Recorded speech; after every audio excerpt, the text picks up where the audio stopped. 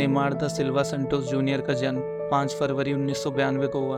उन्हें Neymar junior या Neymar के नाम से जाना जाता है। नेमार एक ब्राज़ीलियन फेमस फुटबॉलर है जो league one club Paris Saint Germain और ब्राज़ील की राष्ट्रीय टीम के लिए फॉरवर्ड के रूप में खेलते हैं। उन्हें दुनिया के सर्वश्रेष्ठ खिलाड़ियों में से एक माना जाता है। 18 साल की उम्र में डेब्यू करने के बाद से ब्राज़ील के लिए 101 मैचों में 61 गोल के साथ नेमार पेले और रोनाल्डो के बाद अपनी राष्ट्रीय टीम के लिए तीसरे सबसे अधिक गोल करने वाले खिलाड़ी बन चुके हैं। दोस्तों, ब्राज़ील का सबसे अधिक आबादी वाला शहर है साओ paulo। इस शहर का कचरा दूर एक गरीब बस्ती में डंप होता है और इस गरीब बस्ती का नाम है मोगी डास क्रूज, जिसमें नेमार जूनियर का जन्म हुआ। कचरे, बदबू और बीमारियों के अलावा यह बस्ती ड्रग्स और क्राइम के लिए भी बहुत फेमस है। नेमार जूनियर भी ऐसे ही लोगों के बीच बड़े हुए। उनके पिता पेशे से एक फुटबॉलर थे, पर एक गंभीर दुर्घटना के कारण उनके पिता को खेल बीच में ही छोड़ना पड़ा। लेकिन इसके बावजूद ना तो नेमार सीनियर को अपने साथ हुई दुर्घटना से कोई शिकायत थी और ना ही अपना फुटबॉल करियर खत्म हो जाने का अफसोस। दोस्तों, यहाँ पर मैं अपनी पिछली लाइन को दोबारा कोट करता हूँ, शायद मैंने गलत बोला।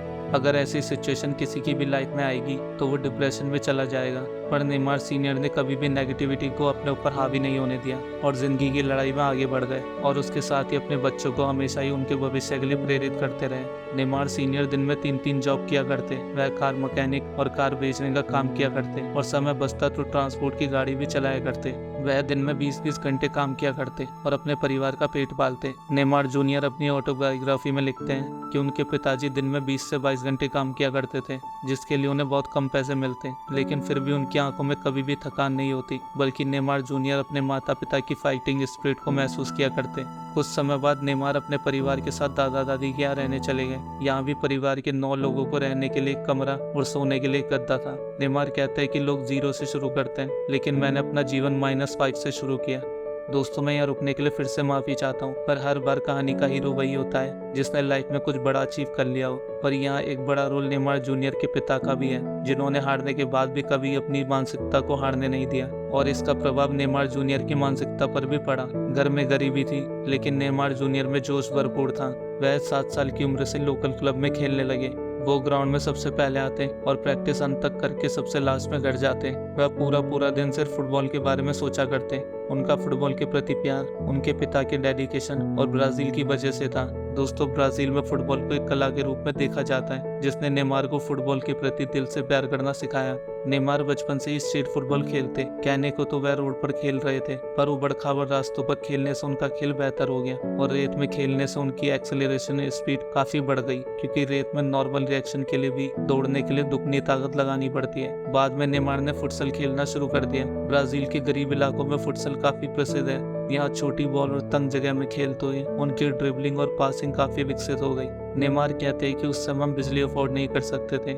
मेरा पूरा परिवार और दोस्त रात के अंधेरे में एक मोमबत्ती के सहारे बैठा करते। हम सब में बहुत गहरा प्यार था। हम सबको कभी भी किसी चीज की कमी महसूस नहीं हुई। वह प्यार कभी पैसों से नहीं खरीदा जा सकता। कुछ समय बीता। नेमार का सिलेक्शन इंटरनेशनल गेम में हुआ। नेमार कहते हैं कि बार्सिलोना ज्वाइन करने से पहले लोगों ने मुझे सावधान किया कि तुम हमेशा मेसी की छाया में रहोगे, तुम्हें कभी भी चमकने का मौका नहीं मिलेगा। भले ही तुम स्टार बन जाओ, लेकिन अगर मेसी से नहीं बनी तो तुम्हें बाकी लोगों की तरह क्लब छोड़ना पड़ेगा। नेमार कहते हैं कि मुझे अवार्ड और प्राइजेस से फर्क नहीं पड़ता, मैं बस लोगों के लिए खुशी लाना चाहता हूँ। नेमार जूनियर कहते हैं कि मैंने बारका का चुनाव इसलिए किया था क्योंकि मैं सच में ऐसी क्लब से खेलना चाहता था जहाँ टीम स्पिरिट तगड़ी हो, इसलिए मैंने बार्सिलोना को चुना। कुछ समय और बीता। खेलते खेलते नेमार फेमस होने लगे तो पिता ने उन्हें कई चीजें समझाई। देखो, आगे चलकर तुम्हारा नाम होगा, पैसा भी आएगा, कुछ लोग तुमसे जलेंगे और बहुत सारे लोग तुमसे उम्मीद भी करेंगे। इन सब कारणों से तुम्हारे ऊपर प्रेशर भी होगा, इसलिए अपने एक्सपीरियंस प्लेयर से सीखो। जब भी कंफ्यूजन या किसी परेशानी में जाओ तो सोचो, तुम्हारा आइडियल प्लेयर होता तो कैसे सोचता और क्या हरकत करता। किसी ऐसे व्यक्ति को याद करो जिसकी तुम इज्जत करते हो। धीरे धीरे वही माइंडसेट तुम्हारे अंदर उतर जाएगा। अपने अतीत को लेकर नेमार जूनियर का गजब का पॉजिटिव एटीट्यूड था। वह गरीबी के समय को याद करके कहते हैं, भगवान का शुक्र है कि किसी दिन हमको भूखे पेट नहीं सोना पड़ा। उन्हें बचपन में दोस्तों के साथ बस्ती में खेलने में मजा आता। नेमार चाहते तो शिकायत भी कर सकते थे कि हमें गंदगी में खेलना पड़ा, लेकिन नेमार अच्छी बातों को याद करके खुश होते और आभार महसूस करते।